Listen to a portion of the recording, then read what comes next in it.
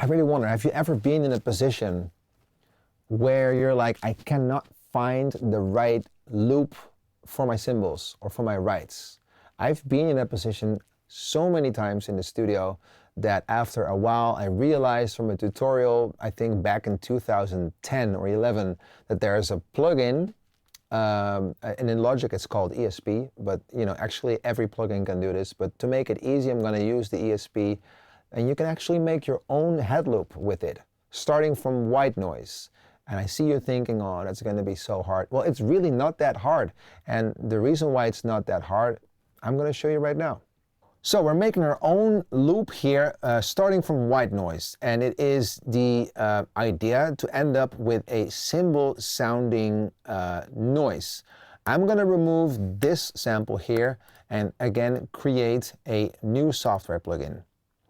Software instrument, I'm sorry. So we're going back for plus, we're going for software instrument, create, and we're going to drag it up here to the top so we have it in our screen.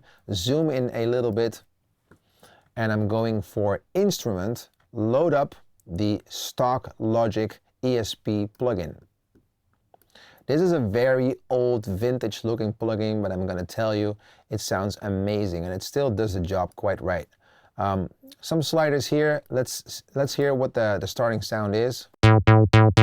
Sounds like a plugin, a normal synth. Actually, it's polyphonic, so you can play a chord. Quite fancy. And here you see different wavetables. I'm going to take away the volume of all of these synths because or volume tables, because we're just going to go for the noise. Already quite close. Let's start off with recording a rhythm that could be a head loop. Clicking R on my keyboard and recording this on my MIDI keyboard.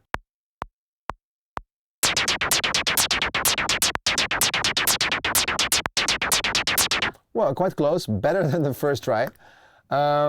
This is also funny. I do this a lot during my production process, and maybe you'll see it happening on the screen sometimes. When you click Escape, I have this menu that pops up that actually tells you what your mouse is doing. I do this a lot when I change between pointer, glue, eraser, pencil, solo, maybe scissor sometimes. So there's also hotkeys, which I never really use. They used to be 1 until 9, but they changed that with the update, and I cannot change it back. So Escape if you want to change the function of your primary mouse key. Double click on our MIDI pattern. This is what I just recorded. I'm going to select them all, hit Q. Perfectly fine now. I just want to make sure that it has the same volume. So what I'm going to do is at the left bottom here, you'll see velocity. I'm going to hold the Option key and I'm going to drag it to the right.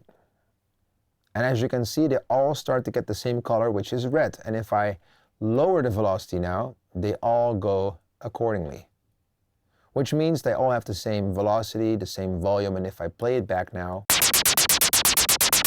it's the same. It's not necessarily the best sounding way right now, so I'm going to lower this a little bit.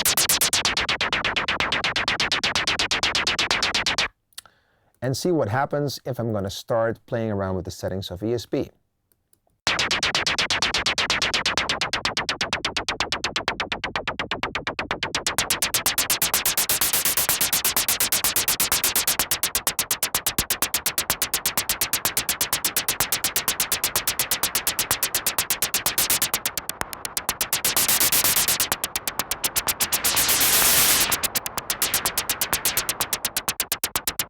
Okay, well, you can play around with these keys, and the fun fact also is you can actually automate it. So if I'm going to automate something, and I'm going to do that later on in the masterclass, you can release this button here and you can actually make your own build-up starting from a head loop.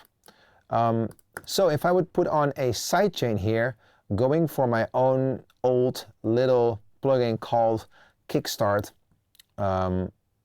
here we go. And it's going to sound